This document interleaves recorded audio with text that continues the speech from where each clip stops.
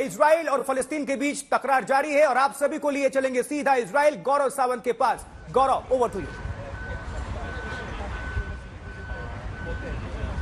इस समय आज तक की टीम एशकेलोन के उस इलाके में है जहां अब से थोड़ी देर पहले एक के बाद एक दो बड़े धमाके हुए थे और यहां पर आप जैसे ठीक मेरे पीछे देखिए तो एक गाड़ी को पूरी तरह से नुकसान पहुंचा है और उसके अलावा यहां जो ट्रक खड़ा है इसको नुकसान पहुंचा है। दो लोग यहां पर घायल भी बताए जा रहे हैं और ये वो इलाका है जहां पर लगातार बमबारी हो रही है। लगातार उस भीषण बमबारी में आज तक की टीम भी फंस गई थी।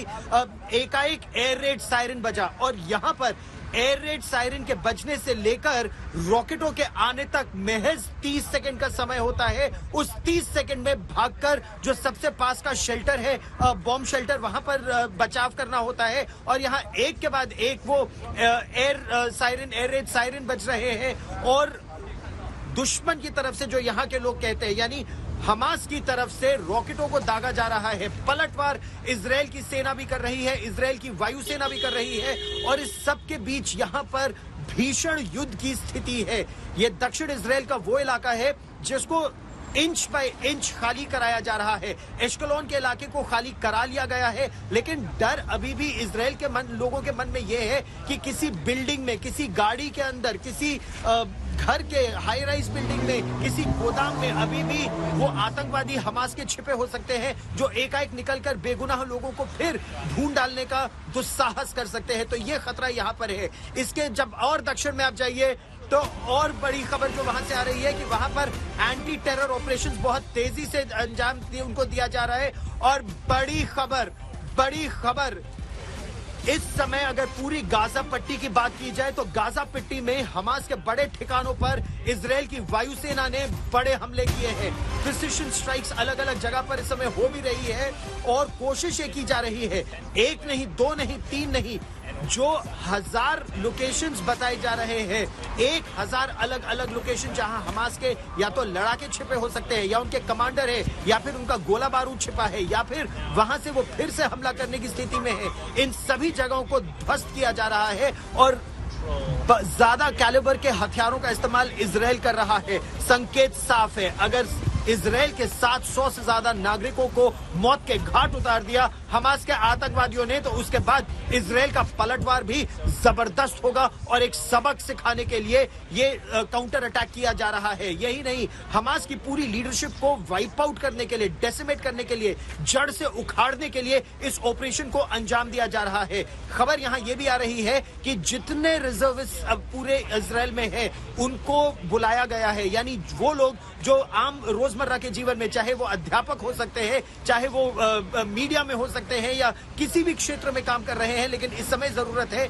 वो सब वर्दी पहने और अपने अपने ठिकानों पर पहुंचे, अपने मिलिट्री लोकेशंस पर पहुंचे और रिजर्विस्ट को तैनात किया जा रहा है। यहां जंग का खतरा बहुत ज्यादा है, न केवल दक्षिण में हमास की तरफ से गाजा पट्टी में, बल्कि जो सीरिया से लगी सीमा है, जो लेबनान से लगी सीमा है, वहां हिजबुल्लाह के लड़ाकों का भी खतरा है। शीबा फार्म्स के इलाके में कुछ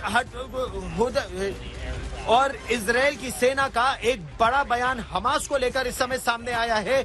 इजराइल की सेना ने कहा है कि अभी भी, इस समय भी हमास के आतंकवादियों की घुसपैठ इस इलाके में यानी दक्षिण इजराइल के इलाके में अभी भी संभव है। जो बात हम आपको अब से थोड़ी ही देर पहले बता भी रहे थे, खतरा अभी भी बरकरार है क्योंकि पूरे दक्षिण तक इलाके को खाली नहीं कराया गया है। अभी house to house intervention, room to room intervention और एक एक गली को खाली कराया जा रहा है। लेकिन वो कांटेदार तार जो बाढ़ कई जगह से हमास के आतंकवादियों ने हटा दी थी, उस जगह से अभी भी वो घुसपैठ करने की स्थिति में है। और इजराइल का आकलन यह है, इजराइल में जिन लोगों से हमारी बात हुई है उनका आकलन यह है कि यहाँ पर 1000 के आसपास हमास के लड़ाके और आतंकवादी घुस आए थे। कुछ हैंड ग्लाइडर्स के जरिए आए थे, कुछ सड़क के जरिए आए थे, पिकअप ट्रक्स में और मोटरसाइकिलों पर, और कुछ समुद्र के रास्ते से आए थे। तो 3 तरफ से इजराइल पर बहुत बड़ा हमला हुआ था और वो हमला इस समय भी जारी है। और अब से थोड़ी ही देर पहले जिस इलाके में हम यहाँ खड़े हैं, यहाँ पर एशकेलोन के इस इलाके में भारी बमबारी हुई थी जिसका काउंटर अटैक किया था इजराइल ने। उसमें मैं और मेरी टीम, हम लोग यहाँ फंस गए थे। आशुतोष एक अलग जगह पर, मैं एक अलग जगह पर। देखिए मेरी ये रिपोर्ट।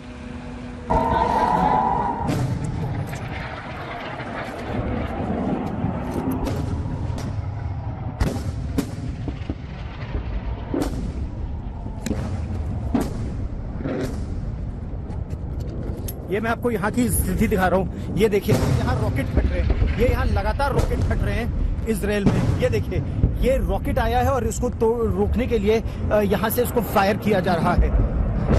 हमारी इकलौती टीम है, मैं जो आपको यहाँ से ये ग्राउंड रिपोर्ट दिखा रहा हूँ, ये हम आपको लगातार दिखाने की कोशिश कर रहे हैं। यहाँ बड़ा है, ये एक एक्टिव वॉर जोन है। ये देखिए लगातार रॉकेट दागे जा रहे हैं, लगातार ये रॉकेट दागे जा रहे हैं। लोगों की जान जा सकती है। हमको यहाँ से सुरक्षित इलाके में जाने को बोला जा रहा है। हम सुरक्षित इलाके में भागने का यहाँ से प्रयास कर रहे हैं। किसी भी समय यहाँ कुछ भी हो सकता है और कभी भी यहाँ पर बम गिर सकता है, कुछ भी हो सकता है। हम एक सुरक्षित इलाके में जाने की कोशिश कर रहे हैं। ये एक शेल्टर है। तो देखिए यहाँ पर शेल्टर जगह दी गई है और फिलहाल हमने लगातार यहाँ पर जारी है तस्वीरें हम आपको दिखा रहे हैं। हमने अभी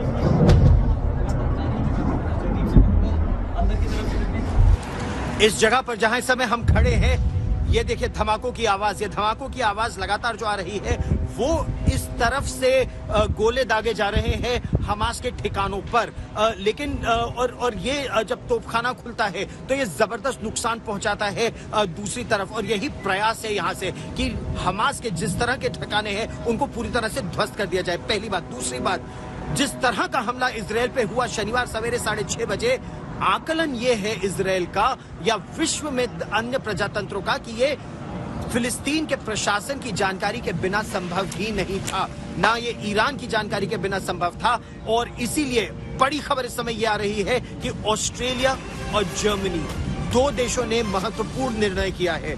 ऑस्ट्रेलिया और जर्मनी दोनों ने निर्णय किया है कि वो फिलहाल फिलिस्तीन की आर्थिक मदद नहीं करेंगे।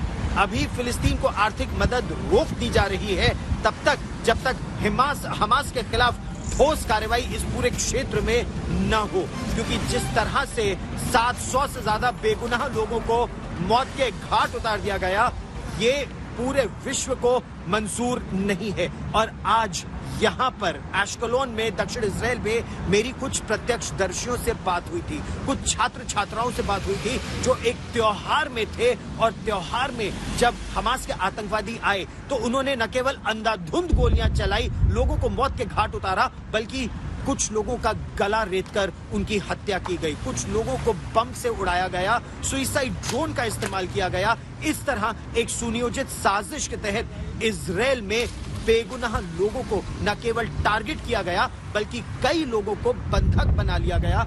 आकलन इस समय यहाँ पर ये है, आंकड़ा यहाँ ये आ रहा है कि 100 से 200 तक की ये नफरी हो सकती है जिन्हें बंधक बना लिया गया हो। देखिए हमारी एक ग्राउंड रिपोर्ट।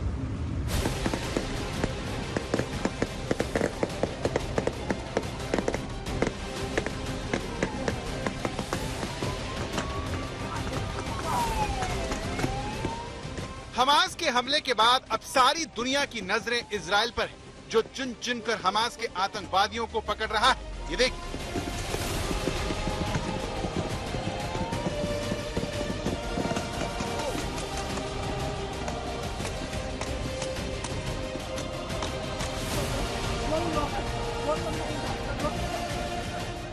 लेकिन 7 अक्टूबर 2023 की तारीख इजराइल के इतिहास में सबसे खौफनाक याद के तौर पर दर्ज हो चुकी है, जब हमास के आतंकवादी इजराइल के लोगों के घरों में घुसा है।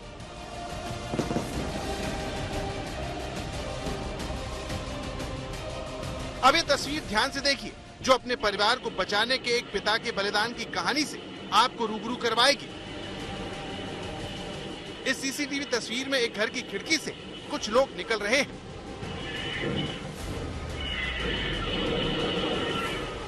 पहले एक महिला निकलती है, फिर 2 बच्चे, तीसरा बच्चा खिड़की से उतरते हुए गिर जाता है, चौथा बच्चा वीडियो में देखा जा सकता है। इसके बाद 3 और लोग निकलते हैं।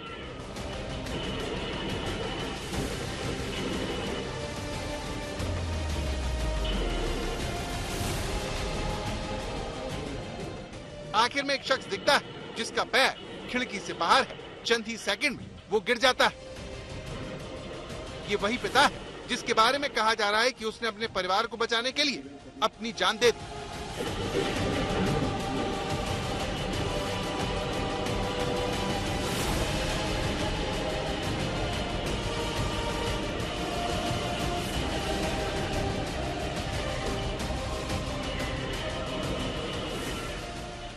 परिवार में 10 लोग थे, 9 लोग समय रहते भागने में कामयाब रहे, लेकिन दावा है कि परिवार का मुखिया सबसे आखिर में निकलते हुए हमास के आतंकवादियों की गोली का शिकार हो गया।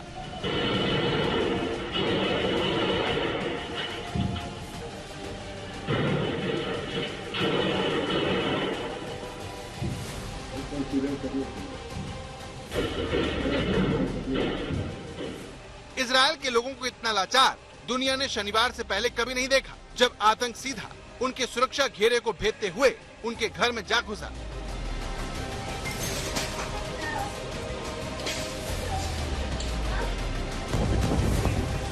आशुतोष मिश्रा के साथ गौरव सावंत, तेल अवीव, आज तक।